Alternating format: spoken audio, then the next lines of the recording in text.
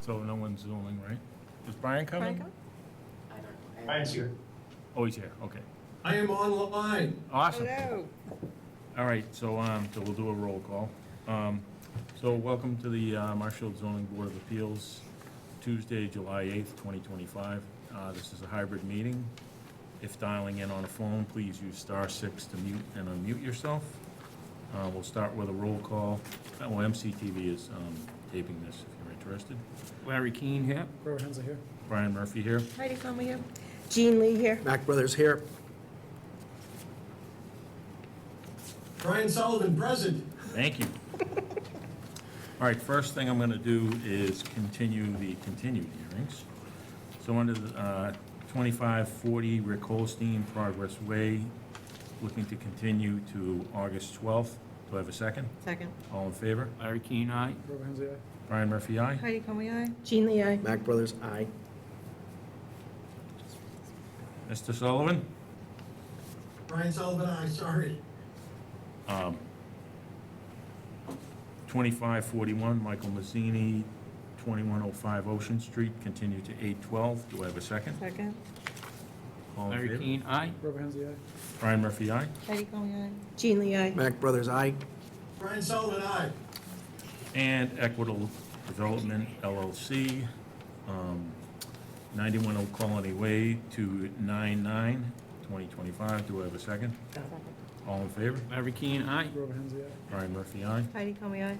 Jean Lee, aye. Mac Brothers, aye. Brian Sullivan, aye. Thank you. So now we're going to start with 2542 Matthew Bruce, trustee, Bruce Family Realty Trust.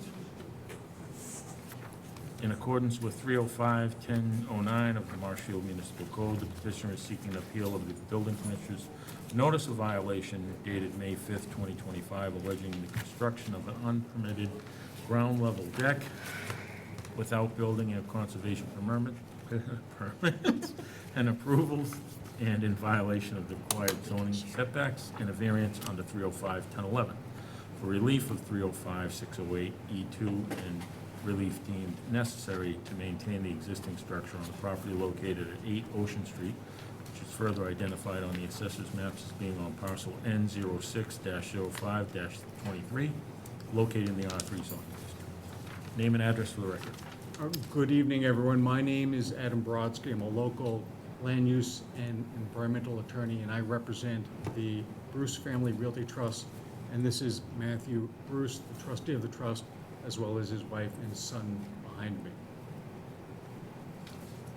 So the Bruce's. Oh, well, do we usually have Andrew go first, or we're going to have Andrew? Or? No. Andrew should go first. Yeah. Andrew, go ahead. Sorry, Adam. So I guess they're appealing a notice of violation. I received a request for enforcement regarding this property, claiming that they had installed a deck that goes over their property line and encroaching onto the neighbor's property. I had received a request for enforcement from these folks concerning that other property. I kind of investigated the whole area. I found that there were a bunch of violations with several of the properties up and down this area. So as a result of these two requests for enforcements, I have 4 notices of violation that got issued. As I was going through them, I think, I think part of the appeal is based on the fact that I cited some of them as floodplain violations, and this, the deck actually is not located in the flood zone. All the other violations for all the other properties were, but this one wasn't. So really the violation here is that they constructed a deck without a permit, and it's a grade level deck, which is, a deck lower than 4 feet off the ground, and it's not supposed to encroach more than halfway into the setback. So in that regard, I would assume this board would more than likely, recommend a special permit under the Volta standard for a non-conforming structure, wanting to get a deck like this put on the house, but still would require that and would require a permit to construct it. So that's really the crux of the violation, is that they didn't permit it.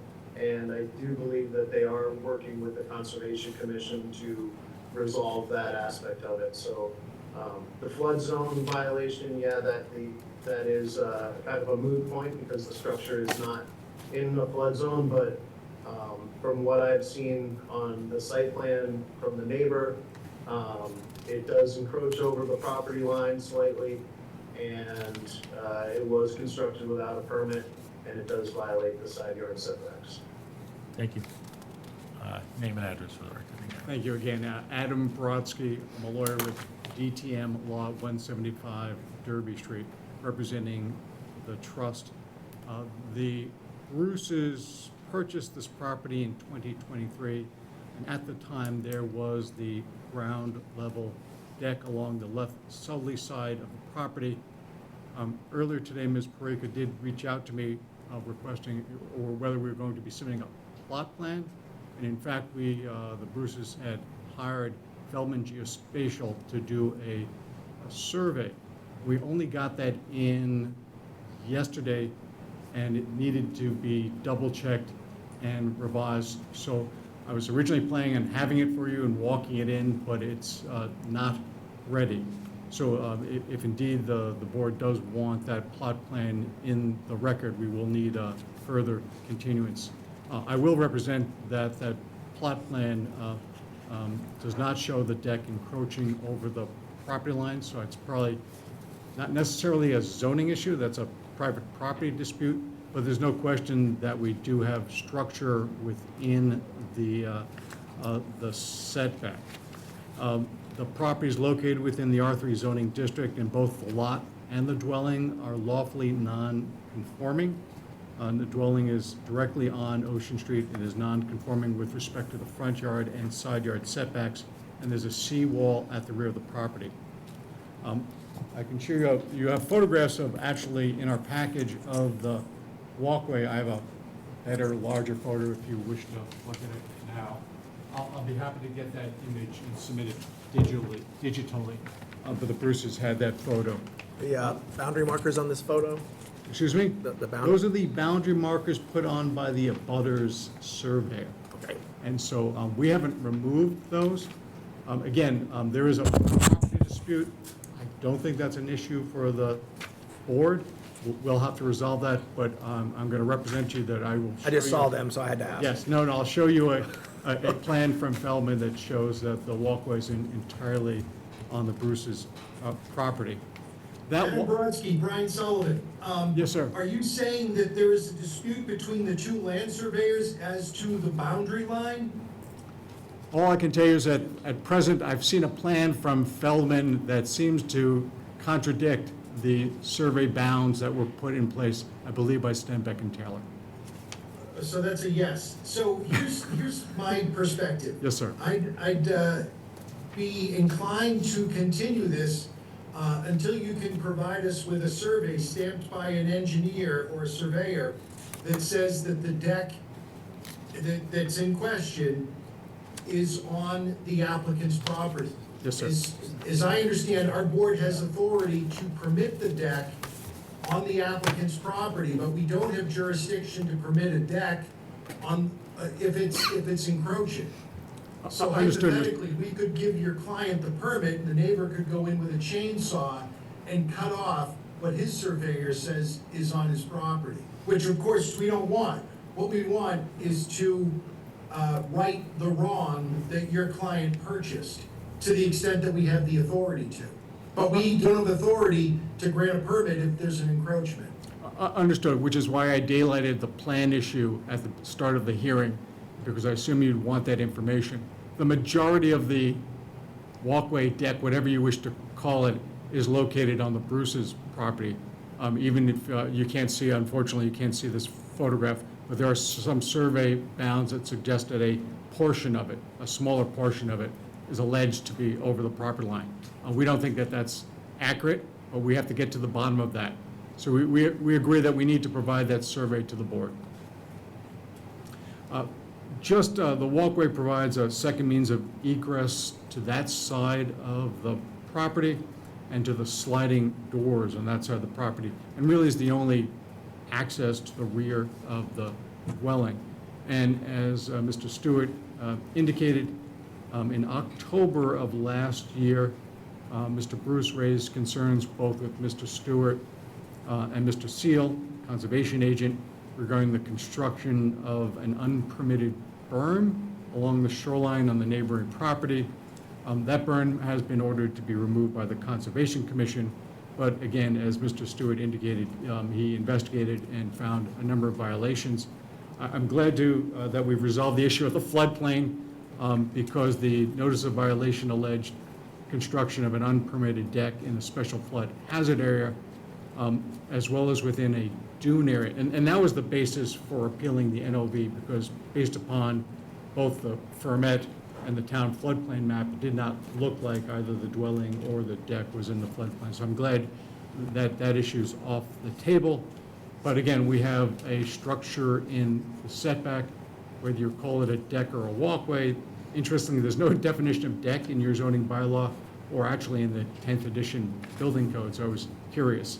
But we applied for relief, which I thought would be a variance, which is why we presented a variance case. If this structure is deemed to be a part of the non-conforming dwelling and can be authorized by a special permit, obviously we have a much lower burden of proof. So I'd be happy to be governed by this board and Mr. Stewart as to whether that's the appropriate relief here.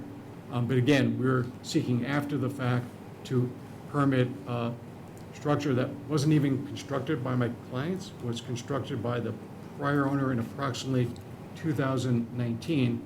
And we agree that we found no permits that authorized the construction of that walkway. In fact, if the prior owner had obtained a building permit in 2019, enforcement may be time barred by the 6-year statute of limitations for enforcement of a violation. We're like a year short, but in any event, regardless, there's no evidence of a building permit to be issued. I'm happy to speak to the variance standards if you'd like me to do that. If it's the board's pleasure that this relief should be a special permit, we'll modify our application and provide some additional information. So I'll be guided by the board, Mr. Stewart, and town council as to what relief is appropriate under these circumstances. I'm not sure that this walkway is attached to the house. I don't want to make this more difficult. Is that walkway even permanent? Looks like you can just pick it up. Looks like it's lattice work laid down. It's just laying on the ground, and apparently under some section, the topography slopes downward, and so at the seaward side, it looks like it's propped up on concrete blocks. Yeah, so it looks like it's not even permanent. You can pick it right up. The deck is clearly permanent, encroaching up front. The patio area, if you will, Towards the, I'm sorry, the rear or the front? to the front, towards the ocean. Oh, all right, all right. That, Yeah, the rest there's, of this, that's, yeah, just seems like. that's right, wide some on the line. elevated, it's sitting on top of Yeah. concrete blocks. There are no pilings or sonotubes or any permanent fixtures that you typically have with a deck. I did find a definition in my papers of a deck from the 7th edition building code. It's not really relevant, but they talk about a deck being secured on piles or footings and 3 things, and there's a question as to whether or not this is a deck or some walkway or landscape feature. Bob, so before we could even get into any relief here, I believe we would need a certified plan. I think you're gonna wanna know where the line is. Yeah. Definitely. So, I mean, You know, it's up to the board to decide whether this is a deck or a walkway. yeah. You know, I can give you my 2 cents, but I think it's really your call what to make. How would Doesn't we look, proceed, pardon me, how would we proceed if there's 2 conflicting surveys on this? What if? you can't decide. No, we don't. You can't decide. I mean, the surveyor should be able to resolve if difference. They Yeah. just haven't talked But what about. we have here in front of us, if they come next week with the same picture and their stake is to the right of this towards the fence, Then we can act on that plan. we But can act on act that. on a, but I mean. What guidance are we getting? Look at, there's different levels of a survey. You know, there's a, you know, based on existing conditions and available maps, and then Yep. create a compiled plan, and there's a full instrument survey. I don't know whether either party's done a full instrument survey yet, but a full instrument survey should give you a pretty accurate line. accurate. It's a higher level instead of a That's what compiled we'll be plan. looking for. And I think that's kind of what is necessary, because unless somebody does it, there's going to be a problem here. You know, the deck issue is one thing.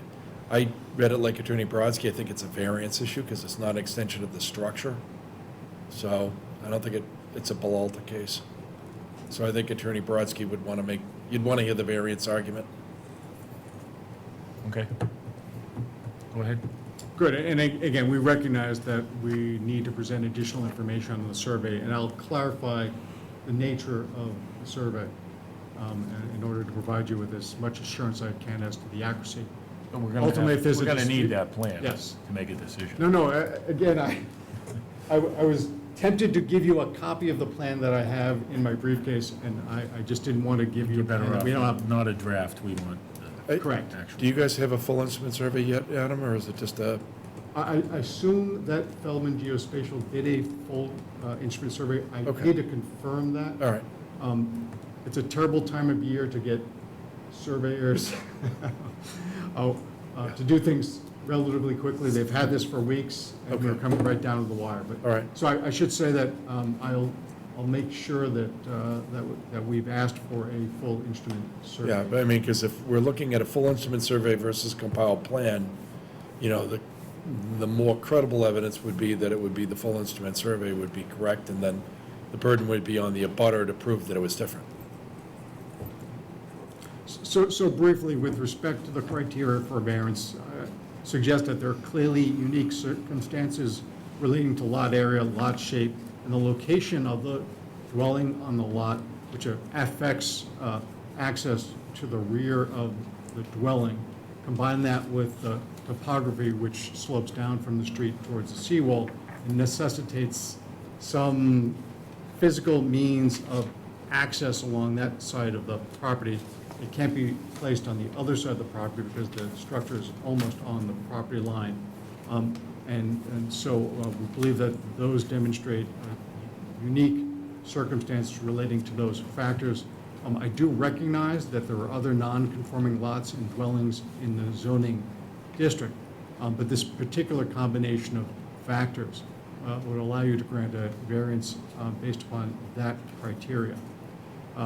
Second, strict application of the bylaw in this instance will deprive the trust of its reasonable use of the property and result in substantial hardship. I cited to the Furlong versus Zoning Board of Appeals of Salem case, which concerned a grant of a variance for a safety-related hardship. We need this walkway to safely access that side of the house and the rear of the property and gain access to those sliders, which are again the secondary means of access into the dwelling.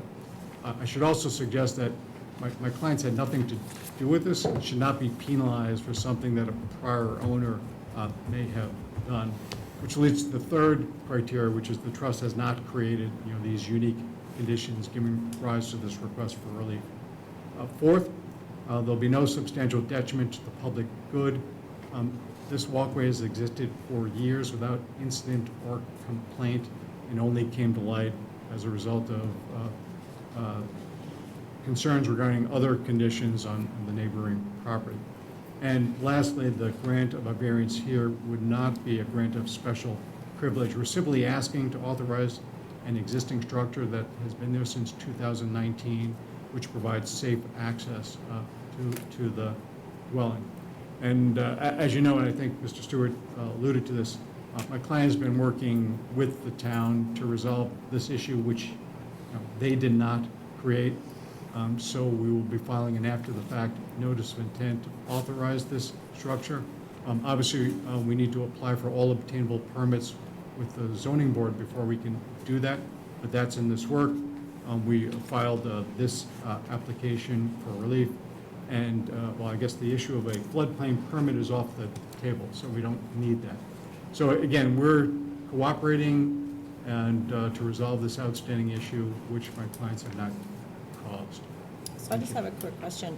So when you purchased the property in 2023, did you do your due diligence and look to see if there was any permits for the work that had been done?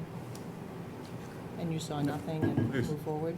Yes, I contacted through my agent. So we investigated and asked if there was any disputes or land disputes, and we were told no. There was nothing. But did you look in the jacket at the town hall to see if there was any permits pulled for any of the work, electrical, outside work, anything?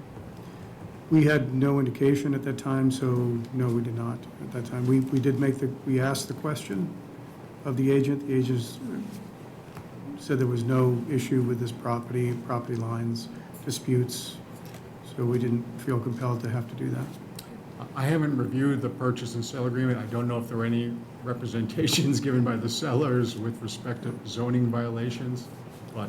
So, no, I mean, I just know that when I'm selling a property or I have a property listed, that I make sure that anything in the jacket or any work that's been done has been permitted, and if not, we get it done before the property goes on the market to make sure that everything's covered. So I was just wondering if you had, There was no Again, disclosure. Unclear whether this structure would need a building we permit. need something.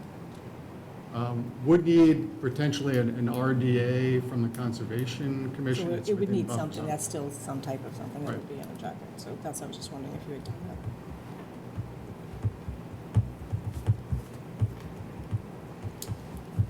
When did you purchase the home?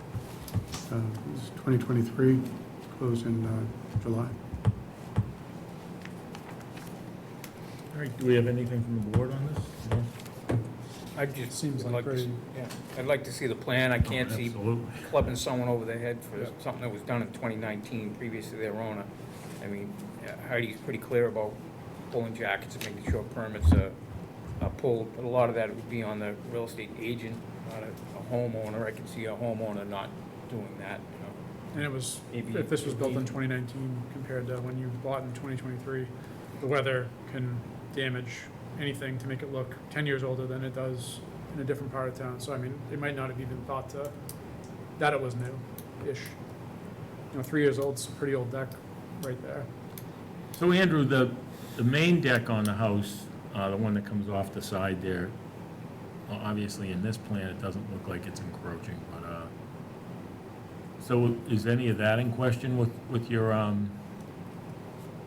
write-up? Which deck are you talking about, Brian? Like the one we can see in the picture here, they have that shows, the walkway leading up to it? I don't think that's a I don't deck. have So any not of the a den. pictures. Can you look at the screen here? Oh, it's from Adam's, presentation, Yeah, I is don't have that any in of there? those pictures. I don't No. know. So if you look at, Larry, No, I know what he has, but I'm talking about this. if you look at the screen here, Oh. right? Yeah. Yeah, You have this deck here with the steps that go down that access the sliding glass door. yep, That's the deck I'm talking about. That's the deck that's in violation. all right, that's what I'm agreeing with, and that looks The like, walkway and stuff, that's all very good, like this is the actual structure deck and it accesses and a means of egress for the house. So like, this Right, is so the it's- one that I'm concerned about, and this is the one that's. I'm just saying abutting it's on the property. attached to the house, so I believe this falls under, if, assuming it's on the property. Wouldn't that fall under, Bob? We're not talking about these walkways. Belalta? I'm sorry, I can't hear you. Just how you Well- say you can't hear.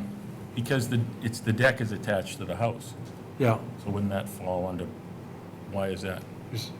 it's the walls of the house that are non-conforming. You could expand the footprint of the house, but it's not the deck. But the one we did up on Holly Road was the same scenario. I don't remember That's the at the Holly beginning Road. of Bull. I don't remember the I Holly mean, Road it's actually situation. White Road. If the Well, deck, I'm if the definitely deck gonna- was pre-existing non-conforming, like the deck was already into the setback further than was allowed, Yeah. you could apply the Peralta standard. Oh, so But it would you're have saying to this is a predate. brand new deck? I don't know what the age of any of this We is. so- believe it was constructed in 2019. Oh, it wasn't there And before? that's just from going back on like Google things. The aerial, that's This correct. is what it was in 2018, so there was no deck, it's They just got washed all, away. they used to keep the stairs going on the seawall over here. All right, There was never anything on that side, there was never a walkway, there was never a deck. so this would be a variance 100%. I think it's a variance. Yeah. That said, I mean, the variance criteria, I Continue think to we August should anyways, continue right? it, but, Yeah. I mean, That's our I next feel meeting. they are pretty damn close to meeting it, in my opinion. Yeah, I mean, assuming it's on the property. Assuming it's on the property. If it's not on the property, take a saw and get it onto the property. Get it on the property. But, yeah, all right, that sounds good. So, do you want to continue to? Yes, when is your next meeting, please? August. That'd be awesome. 2026. August 12th. One more please.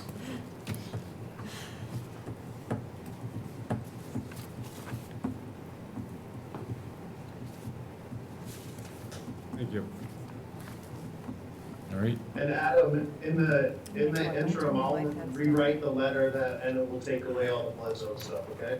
Thank you very much. The reason that you can understand why that's a very I sensitive issue. of course it is. It has ramifications beyond this. That's good that it's not in there. Yes. That's good news. All right. And you'll, You wanna- and you'll have the Oh. updated plot plan. Wait, hold on. Questions from the audience? I guess I missed you. When the other party will get to speak. Oh, They have to that's consider. what I asked, if there's any questions from the audience. So if you're the other party, please come up and speak. Hard to hear. Is it me? Can you hear this?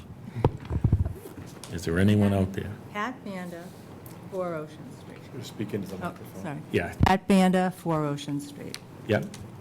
I have the unofficial property record card, and on it, there's no mention of a deck whatsoever. This is referring, I'm getting to the fact that Mr. Bruce did not do his due diligence. I have this, and I'll pass this up to you. This is the footprint, and as I think you saw, there was the picture of the steps. You probably have that in your we brochure. do. Okay, so, We'll get all this on the file, too. You can see it. I would be happy if you would include that in your file, because I feel that Mr. Bruce's lack of doing his due diligence shouldn't penalize me. I'm the person with the survey that they're saying is after a year, after November, they're saying that that's not a correct survey. But it would be impacting my property. This is your home here? That's my home, that's my picture. That's what? That's my picture. I took that picture. Nice picture. Okay, thank you. What are these again? The field card. Did you Field bring this up, excuse me, did you bring this up with the previous owner? What is? I was please? asking the woman over there, did you bring this up with the previous owner? I'm Pat Banda, and I did not bring it up with the previous owner. So it's been there for a number of years until these people purchased it, and now it's a problem? Yes, because I got my property staked because Mr. Bruce, in June of 2024, decided that he owned 70 square feet of my property, pushed dirt over onto my property and put his chairs there, and stored his stairs for his beach, and did that from June of 2024 until November of '24. So I had the property staked to show where my property line was. Okay. Okay? Thank you. So the only notice you'll get Now the is audience, tonight, that August 12th will be the next meeting, okay? Great. Because you won't get it, so you know that we'll be here, okay? I'll be here. All right. Name and address for the record. My name is Richard Savant with Stenbeck and Taylor. I'm a professional land surveyor, and I did perform the survey on the abutting property. I know some questions about it. We did do a full instrument survey and pretty comfortable with the results from it based on a lot of historical information. But if there is some issue, standard procedure would be to work with the other surveyor, compare, contrast information, see what they use, see what we use, and work with the result. I wouldn't expect there to be a large discrepancy like that. There shouldn't be any feet discrepancy up there without somebody being wrong. So we'll certainly work with them to get the correct line. All right, thank you. Thanks, Richard. Thank you. We're happy to have the surveyors resolve this amongst themselves. Thank you for the Yeah, it'd be offer. good if you could do that by the 12th. Give us a plan that both kind of agree on. Yes, I just need to motivate Feldman to get this done. But I know Mr. Bruce wanted to respond briefly, although I'm not sure it's an issue for this board, but. Go ahead. Thank you. I just wanted to respond to the statement of Ms. Banda. You had asked the question why it had been several years. When this became an issue is when the roughly 6-foot berm of rock and stone was, through excavation, was moved from the Banda property without a permit right up against the property line. That's when I went over to talk to the neighbor to ask why that was done. And I was told by Ms. Banda that I can do what I want in my property and she can do what she wants in her property. I felt it wasn't right. The neighbor that's on the opposite side of me came out that day and took photographs. We have pictures of the photographs of the excavators that Mr. and Mrs. Banda used. And they excavated that whole area up by the seawall. That's all floodplain. And they created that berm that you can see there. So when I went to the town for relief, just to ask what could be done, I had met Mike Seeley. And that was back, that excavation was done in April of 2024. And I was told that if there's an issue, I can write a complaint. So I wrote that. And Mike Seeley came to my house to take a look at the berm.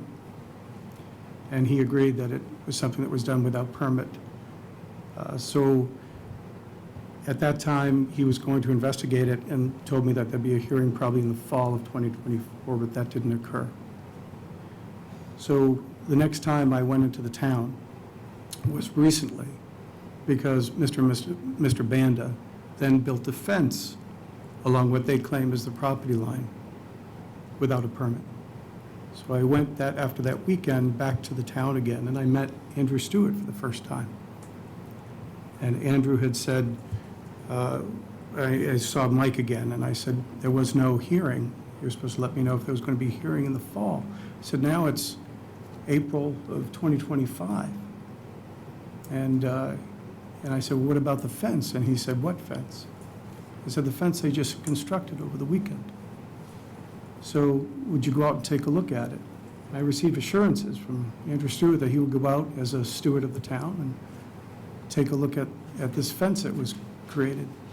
And it was at that time, a week later, we received a certified letter in the mail saying that this deck was in violation. And my neighbor, who took the photographs of the Bandas that day, has also received a notice of violation as well. You'll be seeing him soon. Saying that his deck, which was fixed from a storm many, many years ago, is in violation.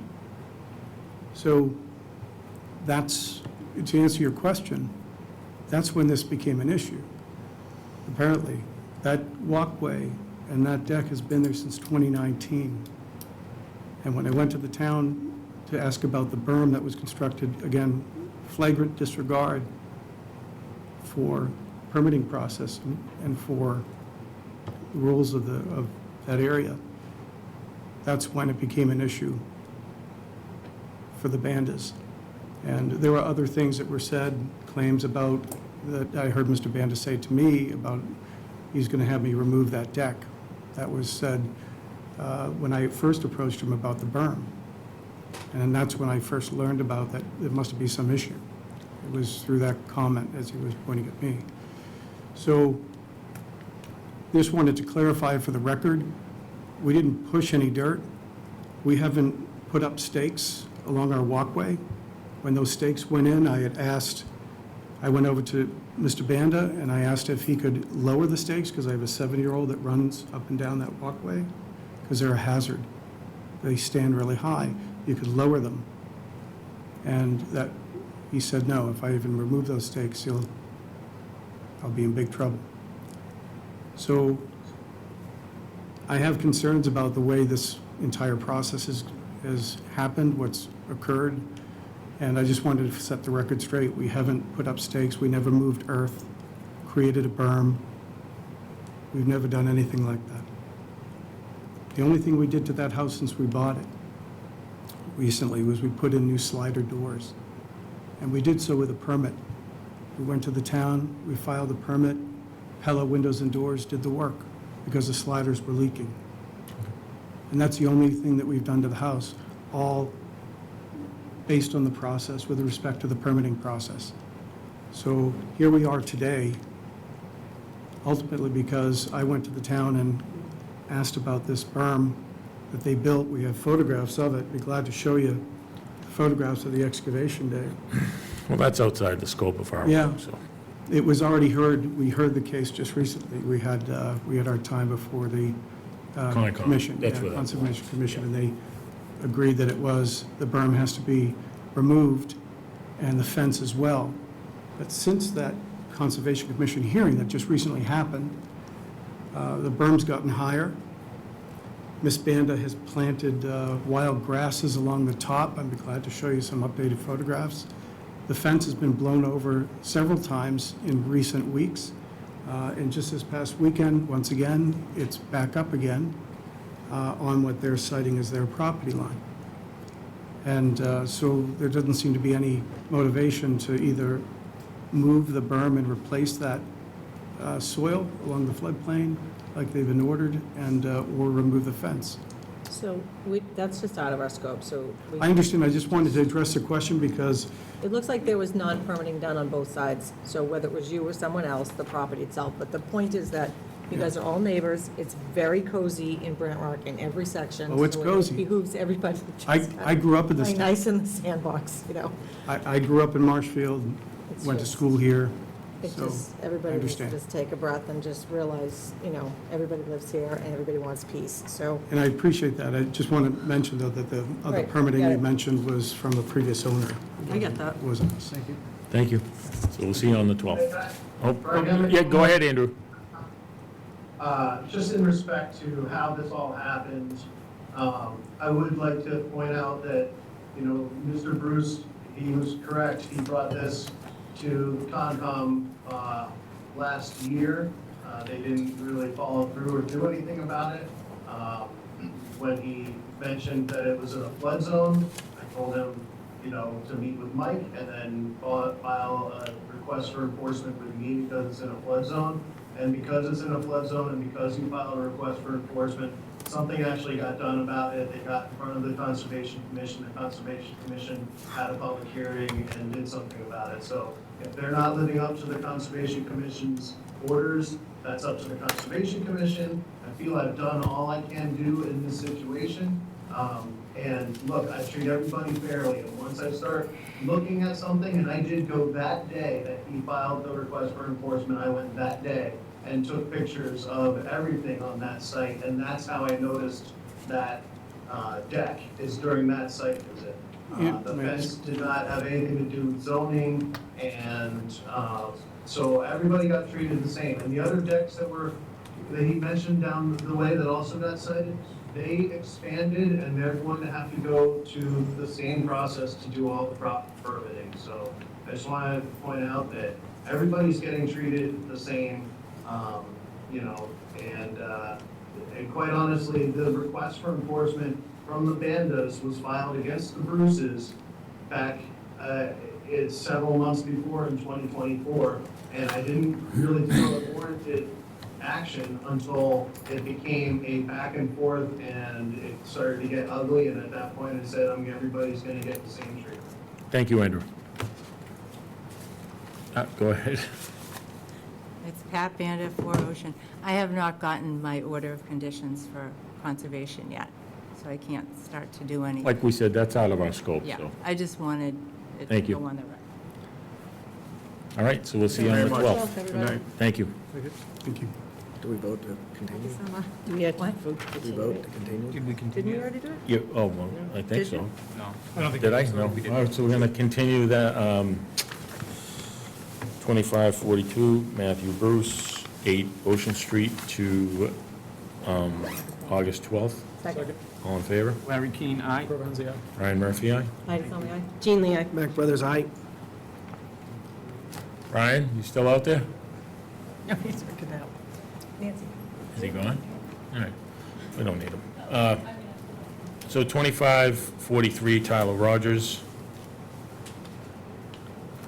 The petitioner is seeking a special permit in accordance with 305-1010 and 305-1301 of the Marshfield Municipal Code to raise the existing structure and construct a new 30-foot by 40-foot two-story dwelling and a 5-foot by 12-foot deck, a 10-foot by 20-foot deck, a 30 by 30 detached two-story garage with a 5 by 15 deck on the property located at 85 Arleta Street, which is further identified on the assessor's maps being on parcel L070304, located in the R3 and inland wetland zoning district.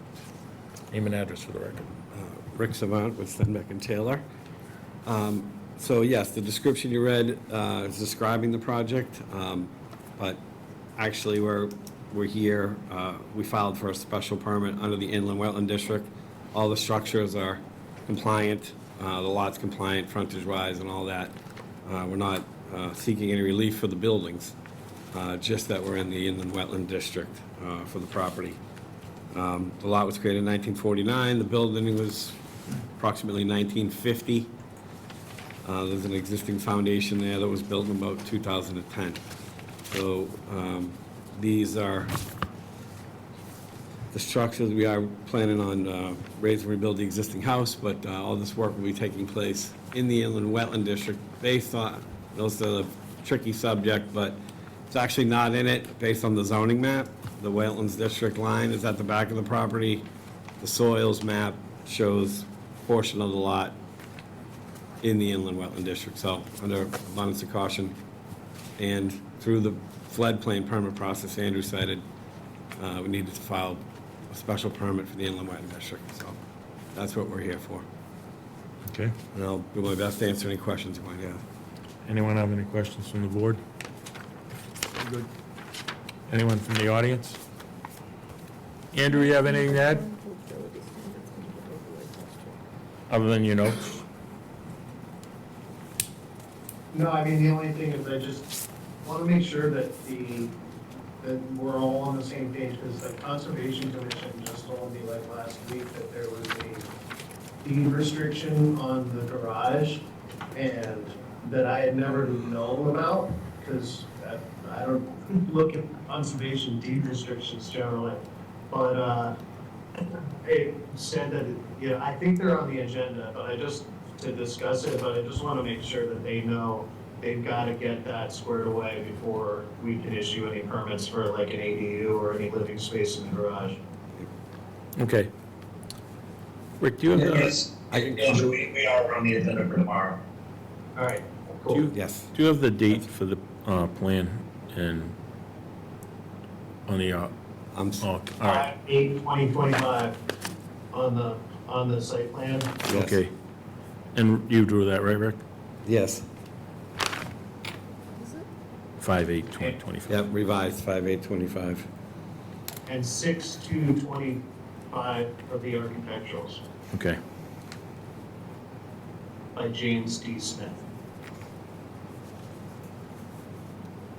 Yes, and just quick, real brief on the, there is an outstanding issue with the Conservation Commission that there is a meeting tomorrow night, hopefully to clear all of that up. Obviously, that'll have to all be in place before they're Yeah, that'll be. able to do any of this stuff. Yep, Thank you. thank you. All right, any questions from the audience? Anything from the audience outside? I'm going to move that we close 2543 Tyler Rogers, Second. 85 Arleta Street. All in favor? Larry Keane, aye. Corbin Hensy, aye. Ryan Murphy, aye. Heidi Conley, aye. Jean Lee, aye. Mac Brothers, aye. And a move that the board vote to grant the petitioner's application for a special permit, subject to the conditions This project will require compliance with the floodplain bylaw, a building permit, a final as-built, and certificate of occupancy. Based on the finding that the applicant's proposal to raise the existing structure and construct a 30-foot by 40-foot two-story dwelling with a 5-foot by 12-foot deck, a 10-foot by 20-foot deck, and a 30 by 30 detached two-story garage with a 15 by 15 deck on the property located at 85 Arletta Street, known on a plan entitled 85 Arletta Street, dated 5/8/25 by Rick Savant, and a architectural plan dated 6/2/25 by James D., I can't read my own writing. What does it say? Smith. Meets the special permit criteria of section 1010 and 1301F of the bylaw. Do I have a second? Second. All in favor? Larry Keane, aye. Rob Hensley, aye. Brian Murphy, aye. Heidi Coleman, aye. Jean Lee, aye. Mac Brothers, aye. Okay? Thank you. Thank you very much. Thanks, good luck tomorrow. All right, so now we have 2536A, Tammy Stone and Christine Travers. The petitioners are seeking a special permit in accordance with 305-1301 of the Marshfield Municipal Code to construct a 16 by 13 rear addition, a 12-foot by 14-foot pervious patio, and replace the paved driveway with pervious pavers on the property located at 26 Mayflower Lane, which is further identified on the assessor's maps as being on K10 1409, is located in the R3 Inland Wetland District. Go ahead. Rick Savant with Stenbeck and Taylor. This is one, we were here a few weeks back and approved the project. We had neglected to file for the Inland Wetland District permit. So that's what we're here tonight. Project hasn't changed, nothing about the plan has changed, other than we're requesting relief from the Inland Wetland District with the special permit. Okay.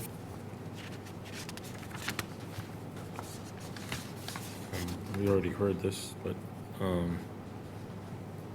is there any questions from the board? There's no change to the plan or anything. No changes at all. Andrew, you have anything else other than what you've given us?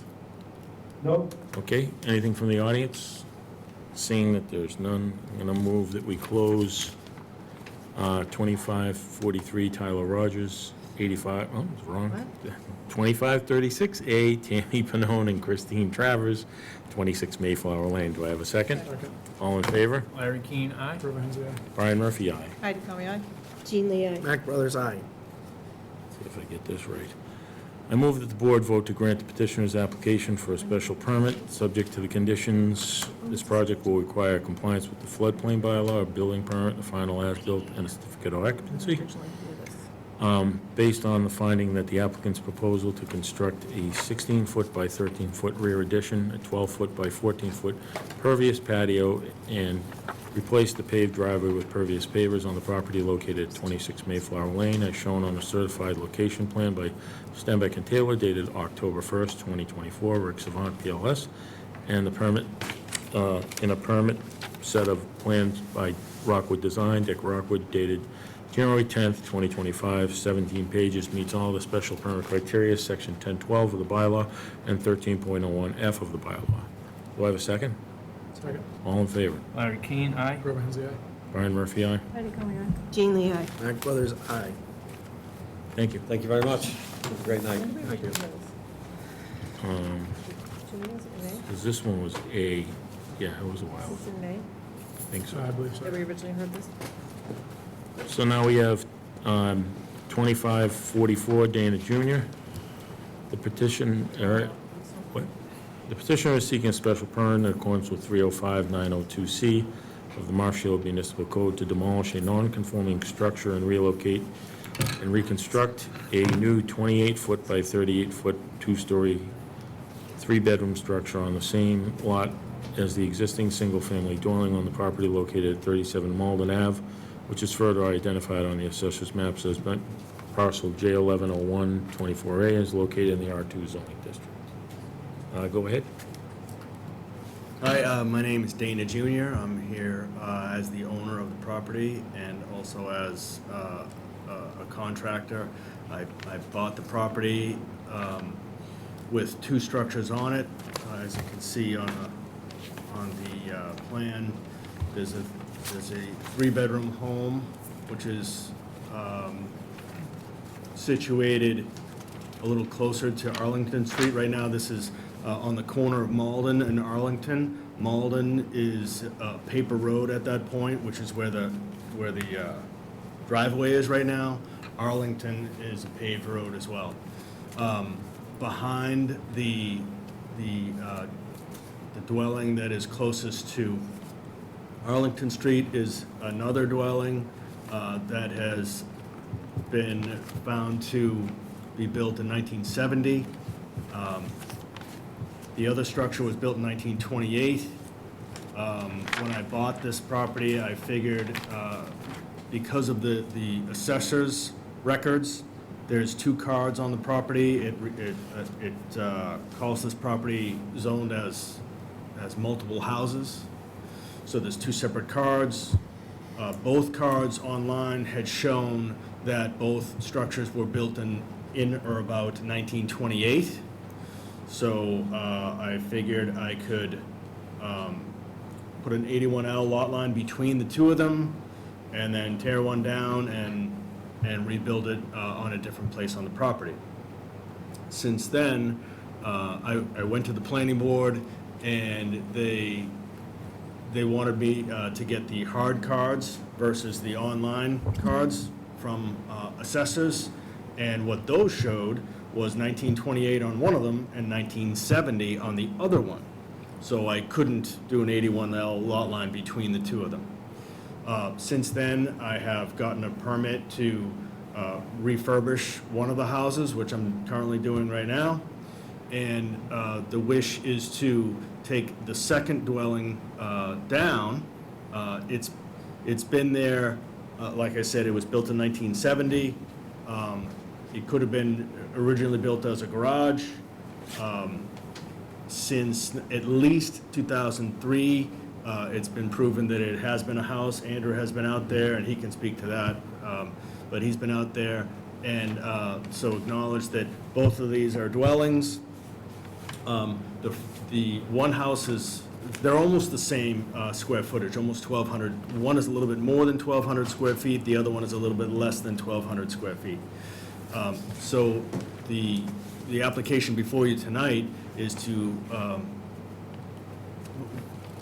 the rear house is in the floodplain, and what I'd like to do is tear that one down and rebuild it elsewhere on the property outside of the floodplain. And they would both be served by a proposed septic system. Technically, the septic systems are separate, but they're right next to each other. They have their own tanks and their own distribution boxes and their own field, but the fields are right next to each other. They would both be 3-bedroom houses. They would have separate water services and all amenities, but they would be still on the same lot because I can't put a lot line between them. So the big takeaway here is the one house that is in the floodplain would be demolished and rebuilt. As you can see on the plan, it says proposed dwelling 28 by 38. The footprint would be smaller than what it is now, slightly smaller, although it would have a second floor. But again, it would be outside of the floodplain. I'm also proposing to demolish the existing pool that is partly in the floodplain, and also take down a shed that is, I don't think that's in the floodplain though. So I'm taking away a structure out of the floodplain and a pool and rebuilding it outside of the floodplain.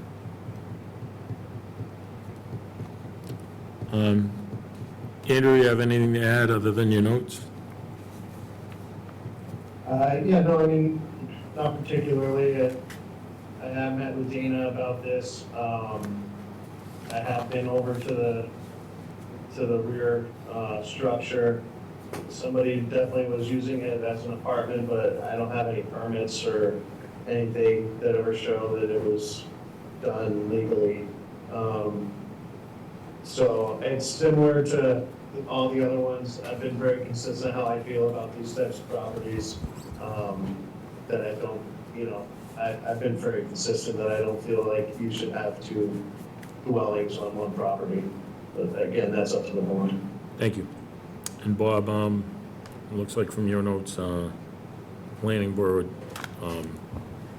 doesn't see this the way that Dana does. Yeah, the planning board, and I kind of concur with the planning board, you might have a house and a garage that's been converted to add some residential component to it, but I don't think that makes it two houses. And there certainly were never any permits for two houses.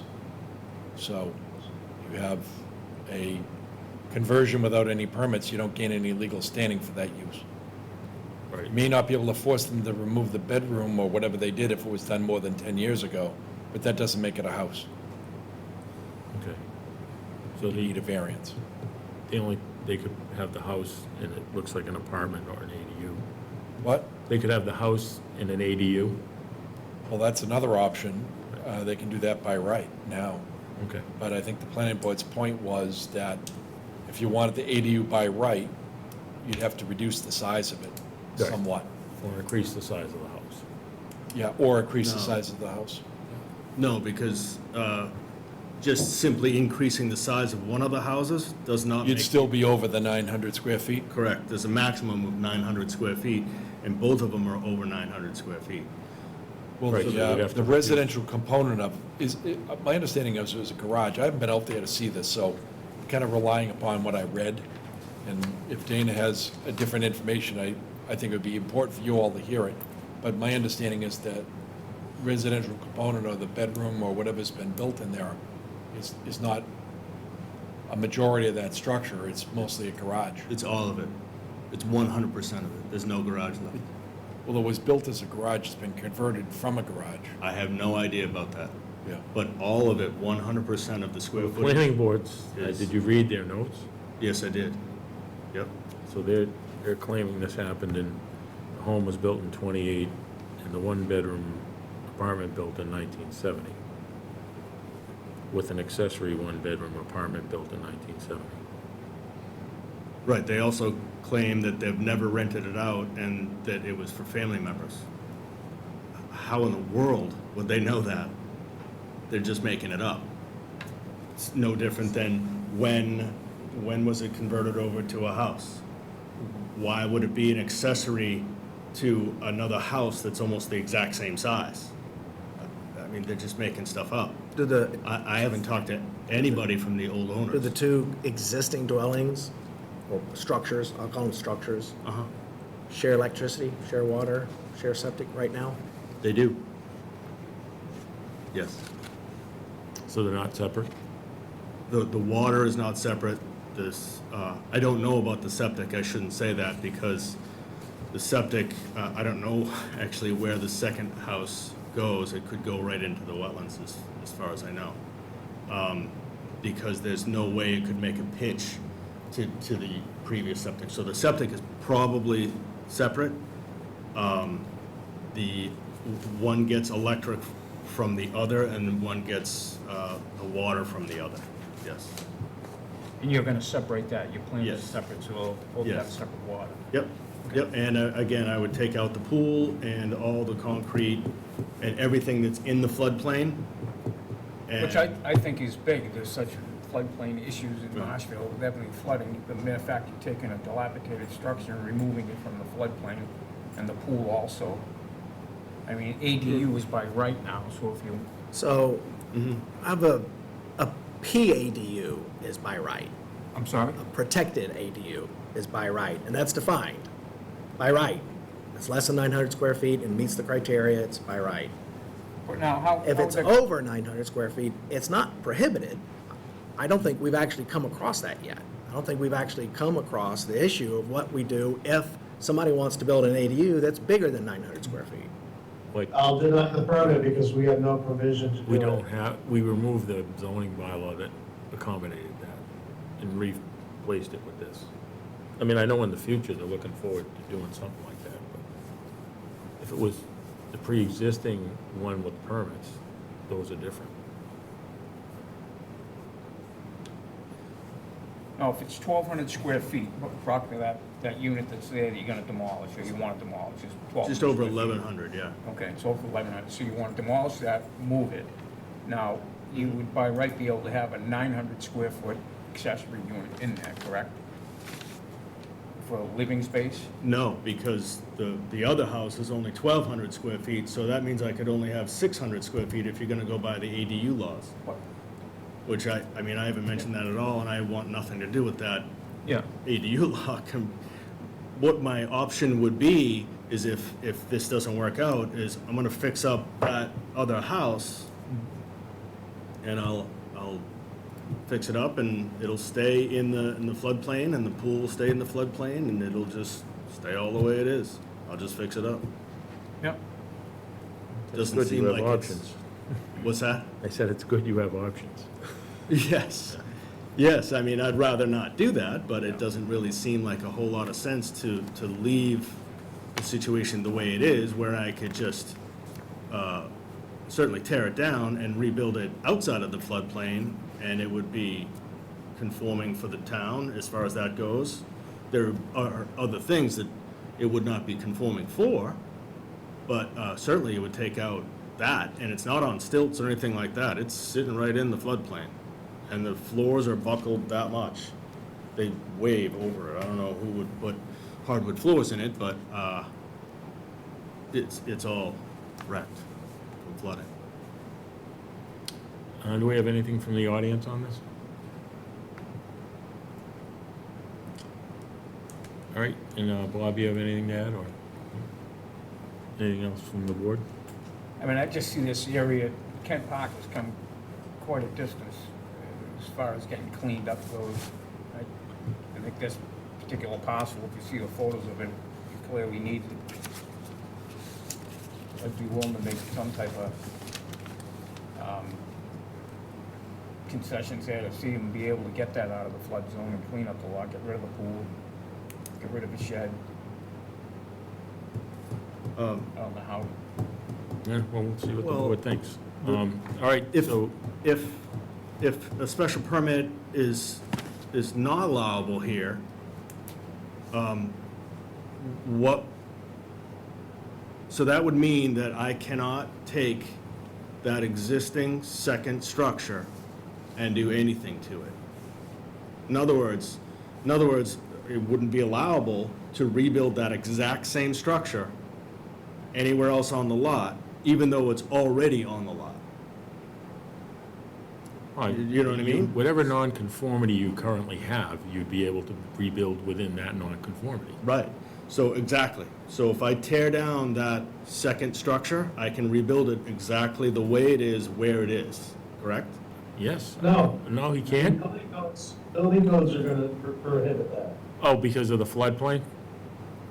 Yeah, it's gonna be a substantial improvement. You'd end up Elevating? having to elevate it, and you'll be right back here before the board because it's a non-conforming structure with a non-conforming use that you're extending and altering. Yeah, so you'll have to Okay. meet all those standards. Okay, Permit. so in the meantime, if I was to, which is what my proposal is now, well, not exactly. If I was to say, I'm gonna rebuild that exact same structure outside of the floodplain, and I was gonna make the side setback nonconformance go away, and I was gonna make the rear setback nonconformance less nonconforming. So in other words, I've taken this situation and I've made it more in conformance with the zoning bylaw. Would that be okay? Because that's essentially what I'm doing. As long as he gets it out of the floodplain, what can he do there? He's still under the substantial improvement, right? Right, but you also have this portion of the bylaw here. Any non-conforming structure shall not be removed to any other location on the lot unless every portion of the structure, the use thereof, and the lot shall be conforming. So. So he could move it if it were a garage. That, which is why when No. you guys approved the one on 16 Old Summer, you allowed it because the new structure was conforming to all the setbacks. Right, And to use. yeah. Well, the use is residential now.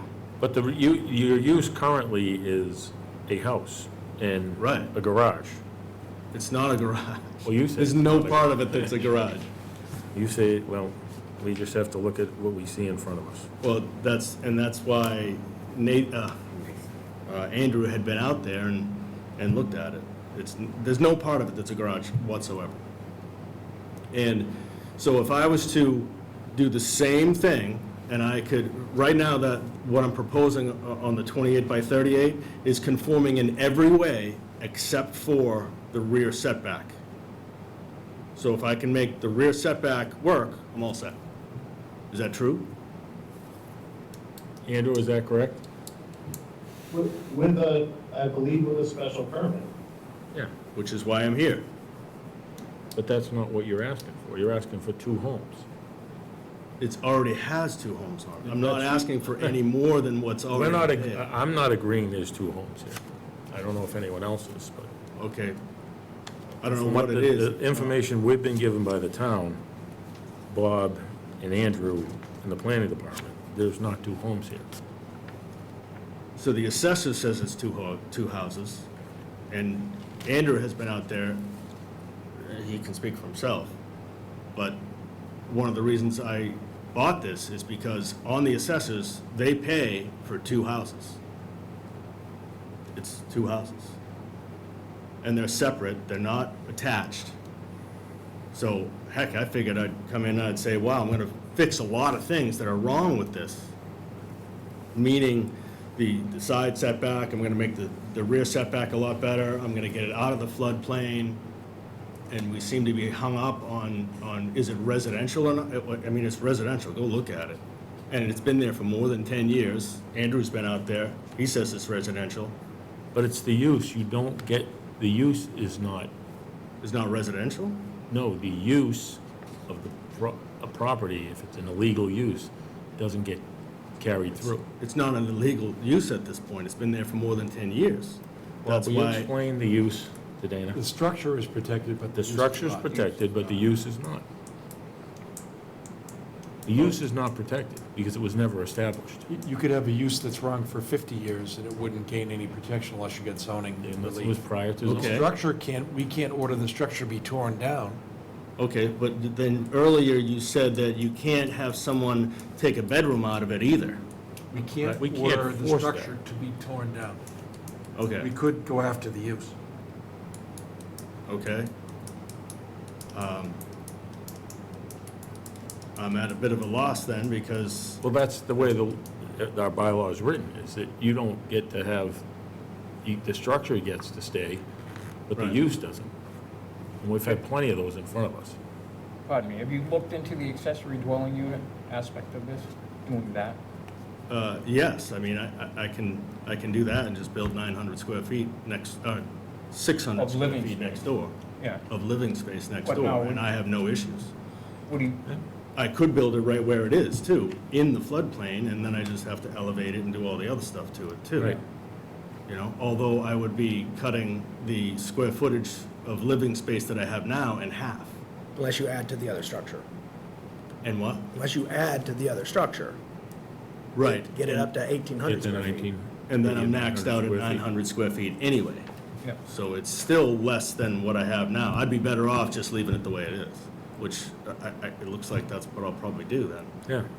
I'll just leave it the way it is. It's Well, bad that 18 I- plus 9 is more than 12 plus 12.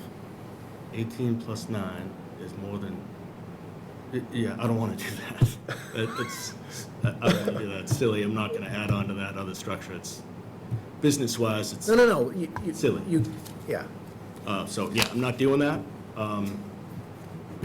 I'll fix it up the way it is then if it's not acceptable, or some version of what I propose isn't acceptable. I love the fact that you want to clean up and get stuff out of the floodplain. I love Yeah, that. I thought it would be great, and I guess not. So- I applaud the creativity here. But But it's not good enough. that's not good enough. I From a understand. use perspective. The use just doesn't It's the use.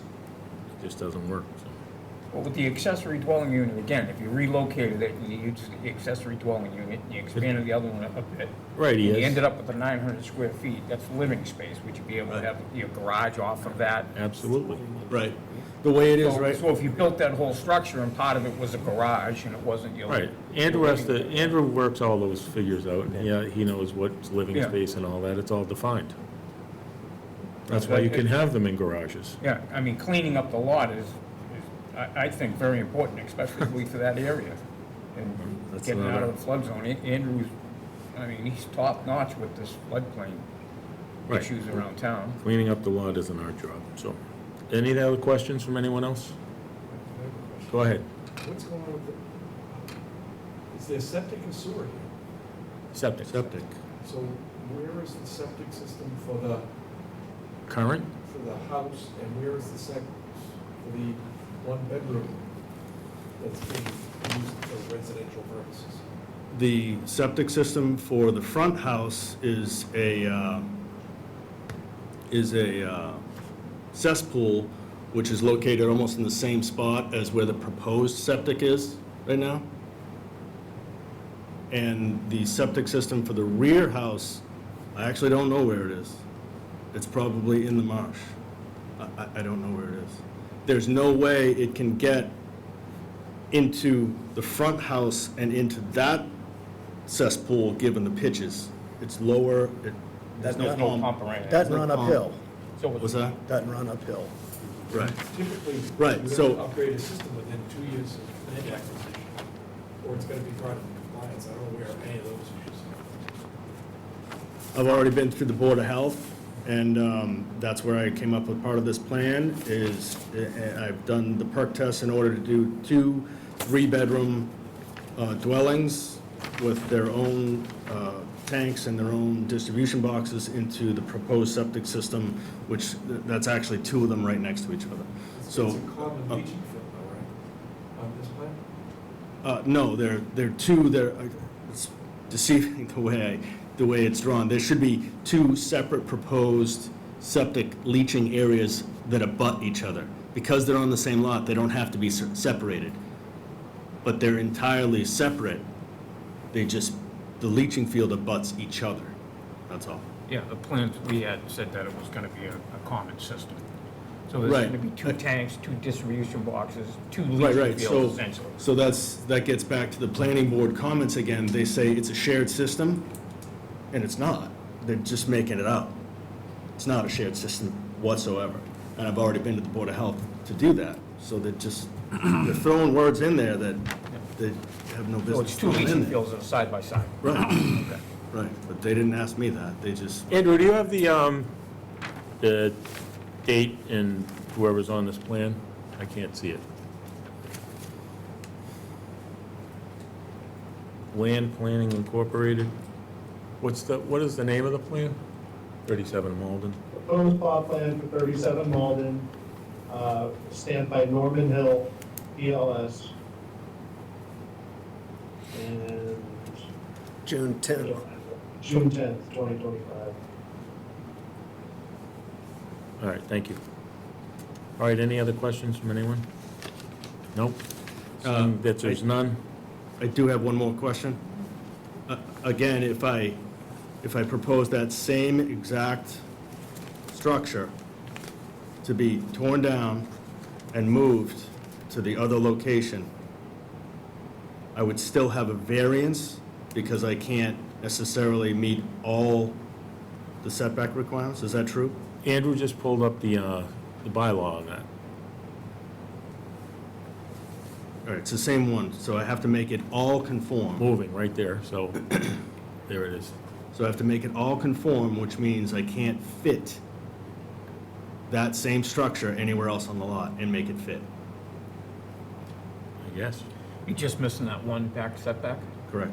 and there's no way you can move forward. There's no, the lot is only 100 feet deep in that, and when you take 40 in front, 40 in back, you're only left with 20, and that structure is deeper than 20. Now, if you cut it back to a 900 square foot ADU, would you make it? I don't know about the 900 square feet, but if I cut it back to 20 feet, might be able to make it. I might have to put the front part on pylons because I need a 20-foot setback from the leaching field. So it would have to, half the house would have to be on stilts or even though it's not in the floodplain, it would still have to be. Is this something you'd want a decision on tonight, or would you want to take a?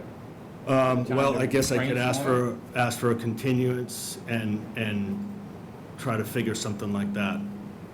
Because if I can make it conform in every way, then what I'm hearing is, would be all set. I'd like to see you be able to do something. I think it's very positive for the All neighborhood. right, so I would like to ask for a continuance if I Sure. may, please. How long do you want? 2 weeks, So when our next meeting is August 12th. that's fine. All right, so I'm going to move that we continue 2544 Dana Jr., 37 Malden Ave, to August 12th. Second? Second. All in favor? Larry Keane, aye? Grove Hensey, aye. Brian Murphy, aye? Jean Lee, aye. Mac Brothers, aye. All right, thank you. Thank you very much, I appreciate your time. Doing this. All right, have a good night. All right, now we have continued 2534 The Jetty LLC, 278 Ocean Street.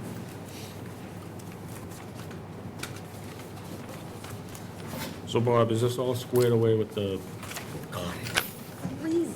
select board? This site plan approval we're working on? Not to my knowledge, I don't know, I've been at all the meetings, I just went to the last one. But what we're answering here, we can answer, and then whatever they have with Yeah, us. site plan approval authority. Okay. You have site plan approval authority. Yep. The select board had the ability to approve a site plan that allowed outdoor table service and service of alcohol. Okay. And the select board, not the current select board, the select board in 2024 gave permission for outdoor table service with alcohol. Okay, thank you. All right, go ahead. Hi, Richard Vaughn, The Jetty LLC, 278 Ocean Street, Marshfield, Mass. As we came in here once before, we were granted permission to have outdoor seating with dining and alcohol by the previous select board. We went before the select board again 2-3 weeks ago, and the current select board had a no action on that because they didn't feel that they had any right to go back and look at the decision made by the previous select board. So that is documented. Our plan now is to, part of our conditions of the select board was to put in protective barriers around the seating area. And our plan is to remove the current Jersey barriers and put in a 20 by 3 foot, 20 by 3 foot landscape island, a series of planters, and a series of bollards that would be more in keeping with the Brent Rock Overlay District design criteria than the current graffiti-covered Jersey barriers. So that's what we're here for today. Okay. Andrew, you have anything to add on this? Nancy, do you have the plan in the current plan in the file? I didn't get a new plan, no. Did you submit the new one? Andrew, I think I only submitted it to you. I did bring copies, though. For the landscape design?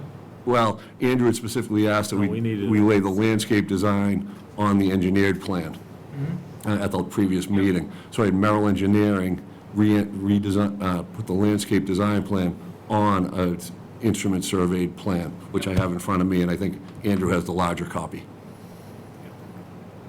That's what I remembered from the last meeting. Is this the? I do have 6 copies. Is that the new plan right there that he's got up? Right here, what we're looking at. Yes, that's the new plan. Yeah, if you don't mind, that'd be wonderful. That's the current plan. All right, Heidi, could you read what it says in the corner? In your package, there's a large plan that shows the entire property that Andrew has up on the board right now, and then there's a smaller plan that's a blow-up of just the patio area with dimensions that you can read clearly. Brian's not there. Here, we can Only share. 5 of them? We can share. We'll share. Share glasses. I can share magnifiers. Like I said, the second page is actually the blow-up of the patio area, and you can really see the dimensions and what we're trying to do here.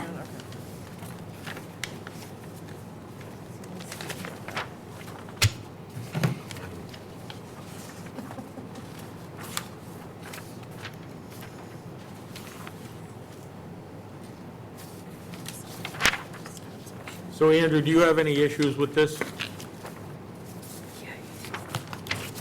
I mean, I don't have I have a draft plan. I've never seen whatever you guys have in front of you right now. So I can't say whether I have issues with it, I've never seen it.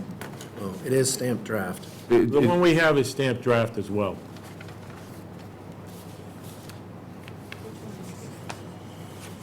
The draft, right? Yeah, so Andrew, I had sent you an email about a week ago, maybe. I know you were very busy, but I had submitted the draft to you because I knew you had comments, and I wanted to go back to Merrill with any of your comments prior to this meeting.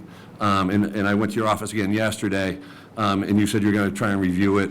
But this is the final plan, it just needs to be stamped, but I didn't have them, I wanted to talk to you to see if there's any changes you want incorporated for the final, but this is the plan. My suggestion, Rich, as always, is to call the office and schedule an actual appointment, because I am busy, and I had a pretty significant injury 2 weeks ago that I've been recovering from. So, it's been difficult for me to get absolutely everything done, so if you schedule an appointment with me, that's the best thing, but always remember, this is for the board, if you're you've got to submit the stuff to Nancy, and so that the board can see it, that it's supposed to get submitted so that we can all make comments on it well before the meeting and give the ZBA the right advice. If I'm going off just the draft, some of the comments I said today is, we have this raw bar and grill area. I mean, have you talked to the Board of Health about that? I don't know what that's gonna look like. Is that a permanent feature, or are those just tables set up? What is the raised seating area? The stage, what are those things? What are they made out of? And then the accessible parking spot, it's not wide enough, it's supposed to be 16 feet, not 14 feet. I mean, I just have, again, problems with the handicap accessibility of this whole entire site. So we had a architect that specializes in ADA accessibility write a letter, Andrew, which I submitted, and you folks have a copy in front of you. And I believe it was 8 feet plus 5 feet, which is 13 feet, according to the architect. So it's actually, that's if you have a handicapped space with an accessible roof next to it is 8 feet plus 5 feet. But at the very least, for one space, you are required to have a van accessible space. And for a van accessible space, you need 8 feet and 8 feet, making it a total of 16. So that's what's required for one. If you're going to have one space, you have to have 16 feet, 8 feet, and 8 feet. Okay, that was, again, different than the architect. And again, like that's, I appreciate that the architect will write a letter like that, but there's no backup information. There's no details on the plans showing what the slope is, what the surface is made out of. It doesn't have the correct signage on the plan. It doesn't have the right size on the plan, and it's, maybe the actual design professional would like to set up a meeting with me to make sure that they understand, what these things are. So, again, all I'm saying is, every time I'm getting a plan, it's not meeting the standard. So it's tough to deal with at the meeting. Would you like to meet with Andrew and then come back on the 12th? I'd be more than happy to. Is that fair, Andrew? Meet Yeah. with him, and they can come back on the 12th. Hopefully, we have everything squared away. While you're meeting, just a question, Andrew. This handicap parking space is impeded by a light pole? It appears to be, yeah. Is that, is there a requirement to move that light pole? I hate to make more work. The architects felt pretty confident that because it's on a one-way street coming from the south, that it's a Edison pole, and that is very easy to pull into the space forward and back out of the space without any moving of the pole. Okay.